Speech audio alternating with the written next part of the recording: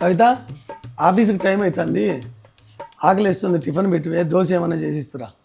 దోశనా? ఇప్పుడే చేసిస్తానండి. మామూలు దోశ కావాలా, మసాలా దోశ కావాలా? మసాలా దోశ చేసి. మసాలా దోశనా?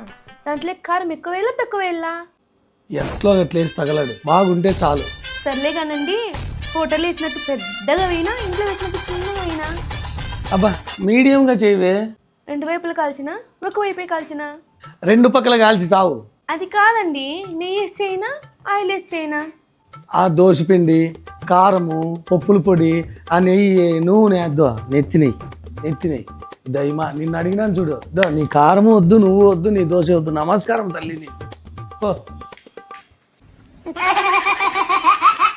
టిఫిన్ చేయమంటే నాటకాలు ఆడతావా?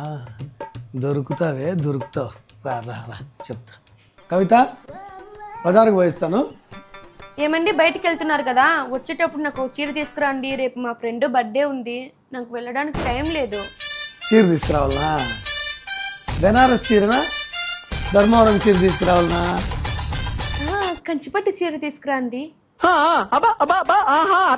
బోర్డరు చిన్న గుండలనా పెద్ద గుండలనా?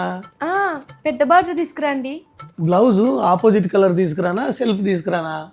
నాకు ఏ కలర్ అయితే బాగుంటుందో మీరు అదే తీసుకురండి. ఏ కలర్ తెమ్మంటావు? రెడ్డా, గ్రీనా, ఎల్లోనా, బ్లూనా? అయ్యా స్వామి మహాప్రభు, నీకు పెద్ద నమస్కారం. నీ చీర వద్దు, జాకెట్ వద్దు, నువ్వు వెళ్ళు. లేకపోతే మనతో పెట్టుకుంటావా? దోశ ఇవే అంటే చిన్నగా ఇల్లా, పెద్దగా ఇల్లా, ఒక పక్కనే కాల్చాలా, నెయ్యి ఇల్లా. ఇప్పుడను మనతో అట్లుంటుంది.